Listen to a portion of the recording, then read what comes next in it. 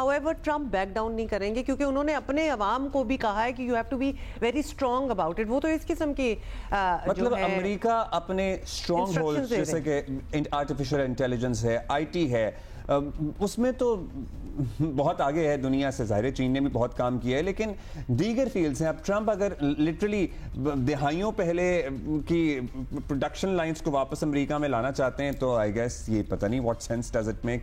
مطلب at least جو ان کا ٹینور ہے 4 سال کا, اس میں تو can you see it happening. یہ چیزیں تو لٹرلی جس طرح آپ کہہ رہے ہیں دہائیاں لگتی ہیں فار دیم ٹو اسٹیبلش, تو اب اس کو رول بیک کر کے اپنے ہاں سیٹ اپ کرنا ہے سب کچھ. This going to be a task and half. Sana Taufiq ہیں ہمارے ساتھ اور مارکیٹ ایکسپرٹ ہیں اور معاشی تجزیہ کار ہیں. ان سے ہم نے ایک سوال کرنا ہے تاکہ ہم ذرا سمجھ بھی جائیں کہ ایکچولی ہو کیا رہا ہے اور اس کی امپلیکیشنز کیا ہو سکتی ہیں. ثنا, پاکستان اسٹاک ایکسچینج میں جو کل ہوا اور کیا وہ سرپرائزنگ تھا؟ سب سے پہلے تو یہ بتا دیں, یا عالمی مارکیٹس دیکھتے ہوئے یہی ایکسپیکٹ کیا جا رہا تھا؟ پی ایس ایکس میں ہم نے کل دیکھا کہ KSE 100 بالخصوص جو ہے during the day 8000 points plus جو ہے نیگیٹو رہی ہے انٹرا ڈے بیسس پہ, اور یہ بیسکلی ایک ری ایکشن تھا جو کہ لاسٹ ویک ہم نے دیکھا ہے US گورنمنٹ کی طرف سے ریسیپروکل ٹیرفس امپوز کیے گئے ہیں ڈفرینٹ اکانومیز پہ, جس میں پاکستان بھی شامل ہے. سو ہم نے لاسٹ ویک دیکھا کہ, اور انفیکٹ ویکینڈ پہ بھی دیکھا کہ جو گلوبل مارکیٹس ہیں اس میں مندی رہی ہے. اور اگر ہم کموڈٹی سائڈ پہ بھی بات کریں تو انٹرنیشنل آئل پرائسز بھی ہم نے دیکھا سگنیفیکنٹلی ڈکلائن کیے ہیں ان ریسنٹ ڈیولپمنٹس کی وجہ سے. سو جو پریشر ہے KSE 100 پہ بھی ایکسپیکٹڈ تھا, وہی ہم نے وٹنس کیا کل کی مارکیٹ میں.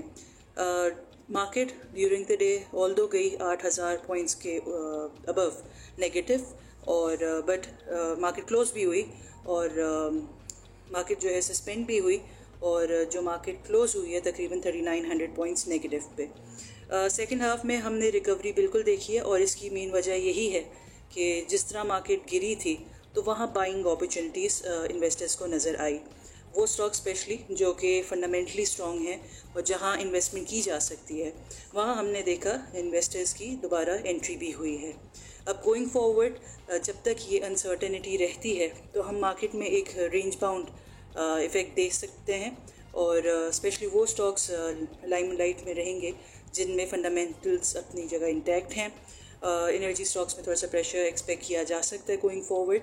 اینڈ باقی جہاں تک اوور آل مارکیٹ کی بات ہے اور اکانومی ان جنرل کی بات ہے, سو وی بلیو کہ پاکستان جو ہے US کے ساتھ جو ہے ری نیگوشیٹ بھی کریں گے, اور I think big by lateral negotiations کا پروسیس سٹارٹ ہوگا, جس کا ہم نے میڈیا میں سنا بھی ہے کہ اس پہ آلریڈی پاکستان نے کام سٹارٹ کر دیا ہے. سو آئی تھنک اس پوری سچویشن میں سب سے پروڈنٹ اپروچ یہی ہے کہ نیگوشیٹ کیا جائے اور ایک مڈل گراؤنڈ نکالا جائے.